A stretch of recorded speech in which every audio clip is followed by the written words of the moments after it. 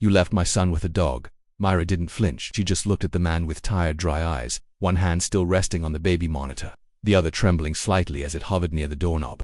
Behind her, the small house was utterly silent. No cries, no barking, no movement, just the rhythmic hum of the ceiling fan and the pulse beating in her ears like distant thunder. Outside, the sun was already low, bleeding into the blinds with a strange orange hush that made everything feel dreamlike and wrong. "I told you," she said, her voice barely above a whisper. "I had no choice." The man, Darren, her brother-in-law, was still in his uniform, badge catching the last of the light as he stepped forward. His eyes scanned the hallway like he was about to walk into a crime scene. "No choice? Are you out of your mind? That dog's a rescue, Myra. You don't know what it's capable of." She didn't argue, not because he was right, he wasn't, but because she didn't have the strength to defend what she'd done. Her voice might have sounded flat, but inside her head was a storm. The guilt, the fear, the memory of the door clicking shut. Behind her, as she ran, phone clutched in her palm like it could save them both. She'd been gone for 37 minutes, not hours, not a whole day, just 37 minutes, and that had been enough for the world to tip sideways. Darren moved past her into the dim living room. The baby swing was still. The blanket, pale blue with little foxes on it, was crumpled on the floor. The monitor screen still showed the nursery, glowing green in the corner. "Where's Elias in the room?" she murmured, and the dog, still with him. He stared at her like she'd confessed to something unforgivable. Then he turned toward the door at the end of the hall, his boots too loud against the hardwood, each step echoing like a countdown. Myra didn't follow. She leaned against the wall and let the weight of it all press against her shoulders. The words she wanted to say sat heavy in her throat. "You don't know what I saw. You don't know what he did." But the camera did. 3 days ago, she'd gone back through the security footage, not out of paranoia, but because something hadn't sat right. The monitor had glitched during a nap, and Elias had been whimpering softly when she returned. Nothing strange, just a whine, maybe from a bad dream. But when she rewound the footage, heart in her mouth, what she saw didn't match the timeline.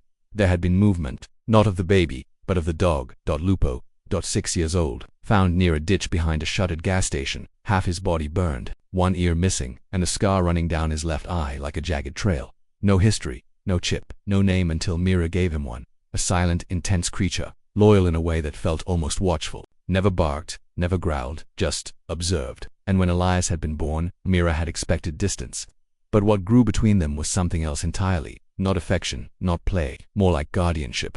When Elias cried, Lupo didn't nudge or bark. He simply stood by him, still as a statue, as if measuring the space between harm and safety. She had told herself that was enough. The day she left the house, the day the video was taken, wasn't ordinary. It had started with a scream. Her neighbor had collapsed in the driveway, so much blood. Myra had run to help, leaving Elias sleeping, Lupo curled at the base of the crib.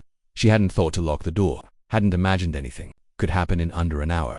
But the video had told a different story. Darren was watching it now. She could hear the scratch of the remote clicking, the short, sharp breaths. And then, what the hell? Myra closed her eyes. The footage began with silence. Elias asleep.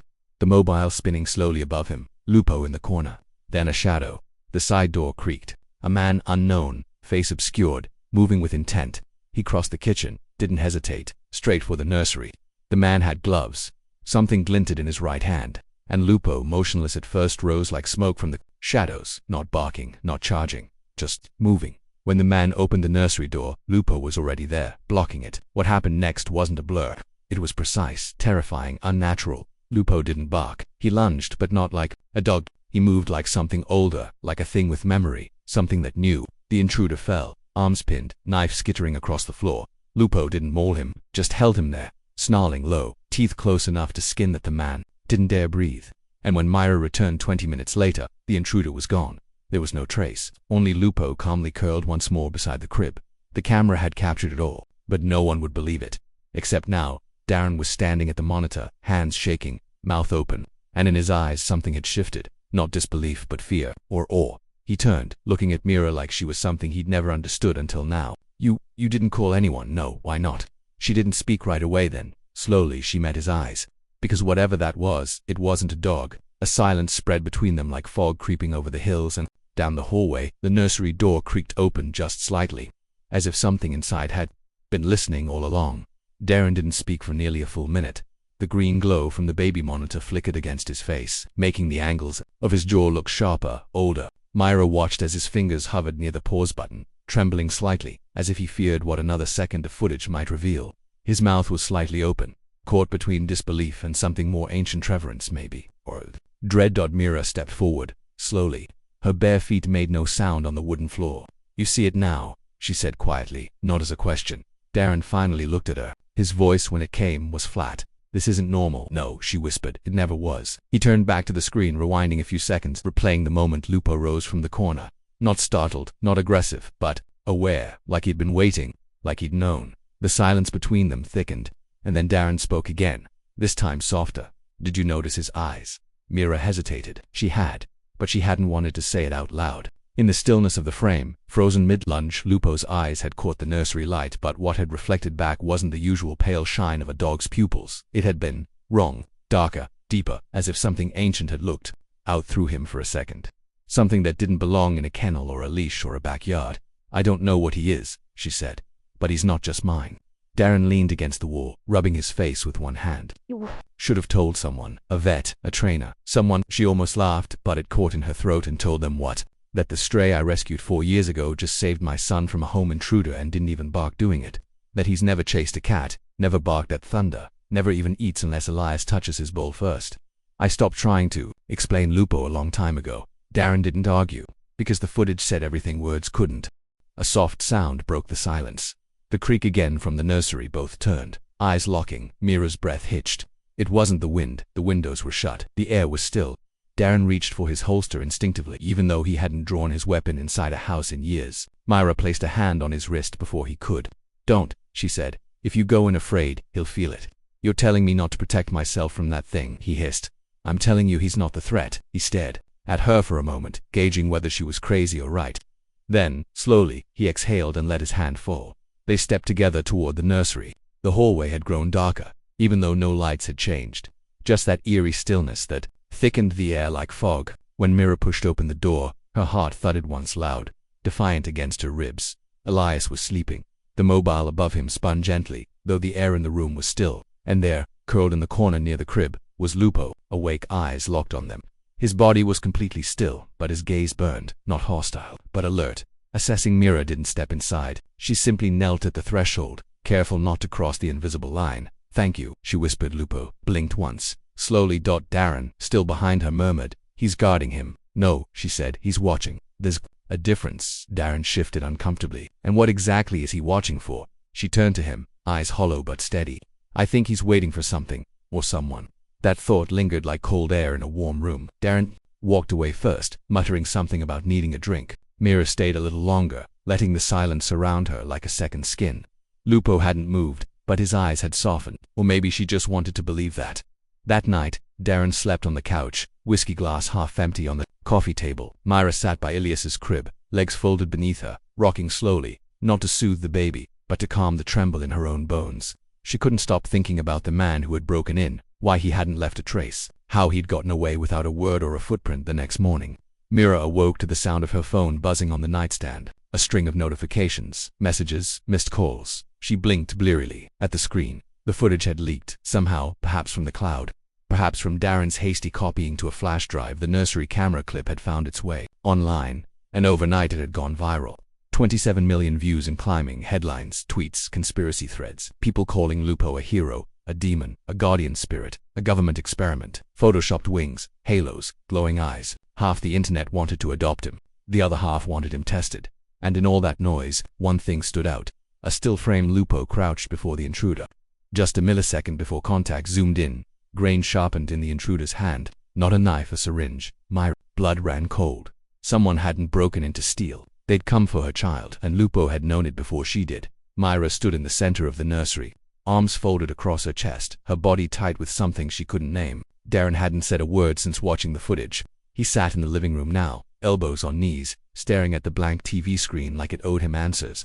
The air in the house had shifted heavy with unease, like a storm just out of sight. Somewhere in the distance a siren wailed, but it might as well have been miles away. Time had stopped the moment. Truth had uncoiled itself on that monitor, quiet and brutal. She knelt beside the crib and brushed her fingers through Elias's soft curls.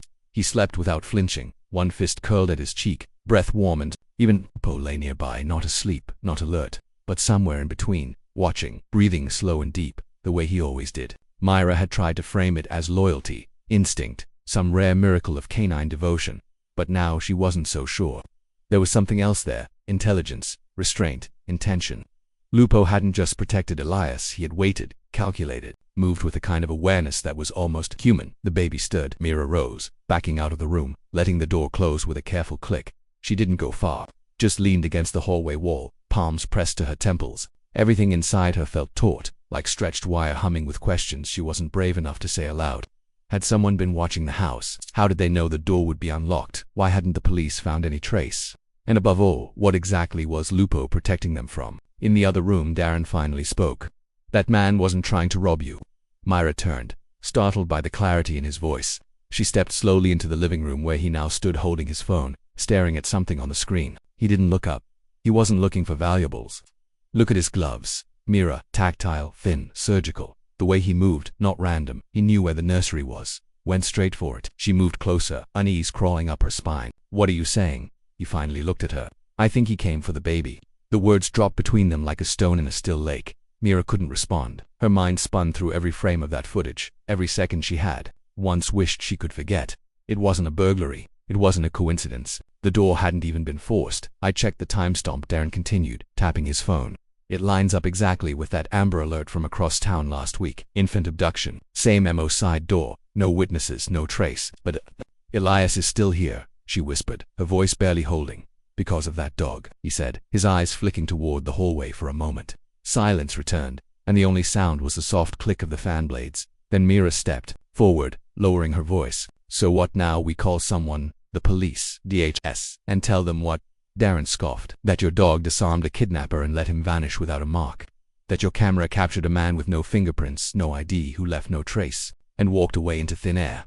She said nothing. He wasn't wrong. Then he looked at her differently, something softer creeping into his features, like memory. "There's something I didn't tell you about Lupo." Mira blinked. "What?" "I ran his photo through a facial recognition database last year. It was a long shot. A few shelters used it for tracking strays and matching lost dogs. I was just curious, didn't even tell you because, well, I didn't think it would turn up anything." Her breath caught. "One match," Darren said slowly. "Northern Arizona. A fire department report. House fire. 2 adults died. 1 survivor. A child. Found unconscious upstairs. Still alive, only because a dog had dragged her out onto the porch. Burned himself in the process, Lupo. Yeah, no microchip. No one claimed him. The shelter noted he refused food for days after the girl was taken by CPS, eventually escaped. Disappeared, until you found him." Myra's knees gave slightly. She sat, blinking hard against the pressure behind her eyes. He lost someone. Or protected someone. Maybe both.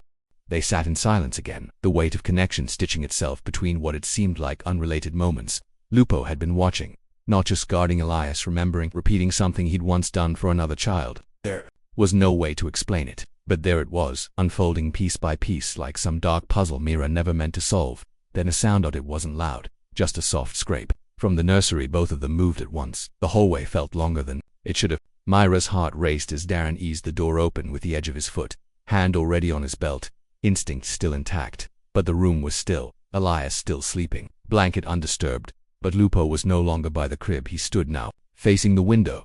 The curtain swayed, not from breeze but movement.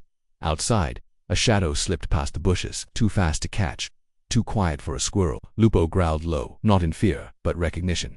Darren cursed under his breath and bolted for the front door. But by the time he reached the yard, there was no one. Myra stayed frozen in the nursery, eyes fixed on Lupo's stance, alert, grounded. He didn't chase, didn't bark, just stood between the baby and the window. And in that moment, Myra understood something she hadn't before. The threat wasn't gone. It was watching, waiting, and so was Lupo. The footage didn't end with a takedown. That's what haunted Darren the most as he sat back down at the kitchen table, the glow from the monitor casting pale rings under his eyes. The clip had looped, but he'd noticed something, a frame at the end, almost a flicker, that didn't make sense. He scrubbed back again, slower this time. There, just as the intruder scrambled up and fled, limping into the hallway, Lupo followed, but then turned his head, looked up, looked into the camera, and blinked, not in confusion. Not like an animal reacting to movement, but like he knew it was there, like he was aware he was being watched. "You see it too now, don't you?" Myra's voice broke through the air like a match striking in a dark room. Darren didn't answer. He couldn't. He was staring at that last frame, frozen on Lupo's eyes, too focused, to knowing, and it hit him, uninvited, the way some truths arrive. This wasn't just instinct, it was choice. "What do you think he is?" Darren finally asked, his voice lower than before. Myra didn't respond right away. She was holding Elias now, who had woken without a cry, just opened his eyes wide and alert like he already knew too much for a child his age. She traced her fingers across his cheek as if grounding herself to something real. I don't think it matters what he is, she said softly, only what he did. But this video, if it goes public, she shook her head. Did Darren's stomach dropped. Mira walked over to the counter and tapped her phone. The screen lit up with a paused video. Same footage, same time. But it wasn't the security feed, it was the same footage. With a title splashed across the top. Dog saves baby from intruder, but wait until you see the end. Myra whispered. I didn't post it. Someone else did. Someone who hacked the feed. It went viral 2 nights ago. Darren's pulse thudded. Then where's the man? They haven't found him, she replied. But someone sent me a photo this morning. She slid the image across the table. A still frame, from another camera, a parking garage. The same man wrapped in bandages, staring at something just outside the frame. A shadow stretched beside him. Long, 4-legged. The twist wasn't that Lupo had saved Elias. The twist was he was still watching.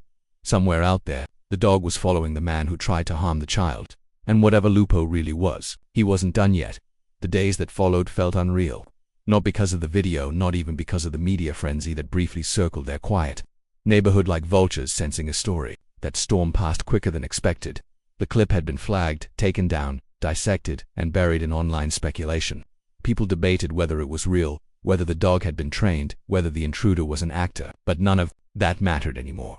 What stayed behind was silence, and something else Myra couldn't quite name. Lupo never came back. They searched. Darren filed reports. Flyers were pinned to fences, vets notified, shelters checked. Myra even walked the old creek path where she'd first found him all those years ago, but there were no paw prints, no torn collar, just wind and dry leaves and the memory of something watching her from the trees. Elias didn't cry.